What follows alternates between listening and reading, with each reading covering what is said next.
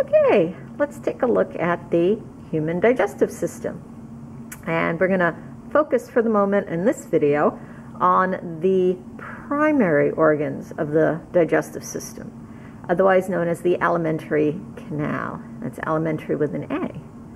So if we walk over here, we can take a look at the upper part of the digestive system, beginning over here with the mouth. From the mouth, you can see the teeth, and here is the sagittal section through the tongue, because this is, of course, a sagittal section of a model. Now, over here, we can see the first of the three different parts of the pharynx. This is the nasopharynx over here, separating the nasal passages from the mouth. Over here would be what we would refer to as the oropharynx, or the throat proper. Okay, this is what everybody thinks of when you think of the throat. And then down here we've got the laryngopharynx. This is the part of the throat that separates our digestive system, which is posterior, from our respiratory system, which is anterior.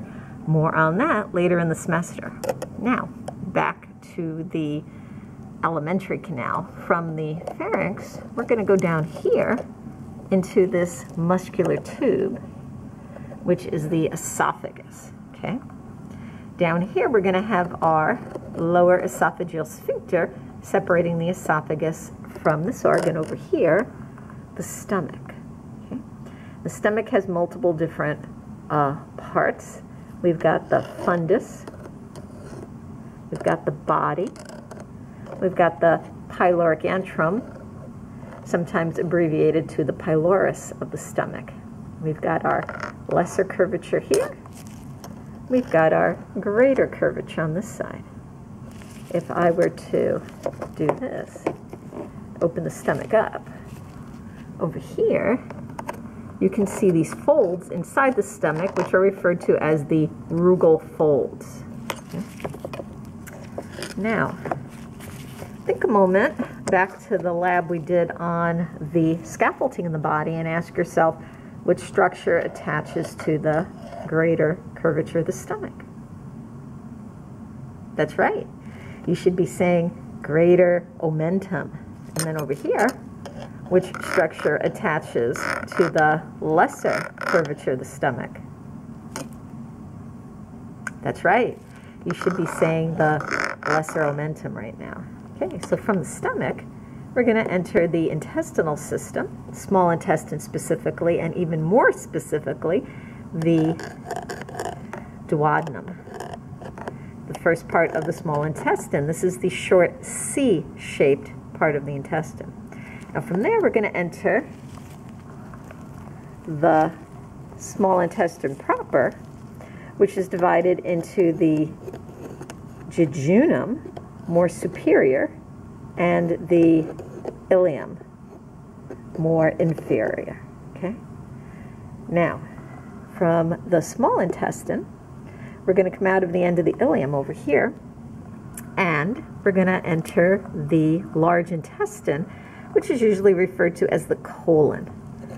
So the very first part of the colon is this blind pouch, which is referred to as the cecum. It's very underdeveloped in humans. It's pretty small, but some animals, like horses, it plays a much larger role in their digestive process. Now, attached to the cecum in some animals, like humans, is this little finger-like projection, and that is the appendix.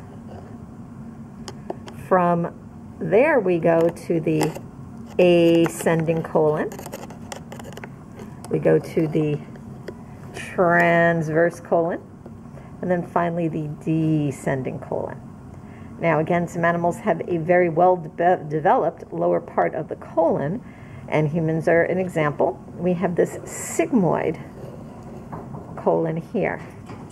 From the sigmoid colon, we're going to enter the rectum, and then finally out through the anus. This part is referred to as the poop chute.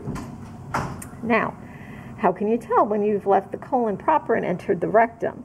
Well, you can tell because you've got a lack of certain structures that are common in the colon.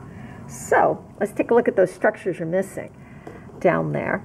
This first structure here, this longitudinal strip of muscle that runs the entire length of the colon proper.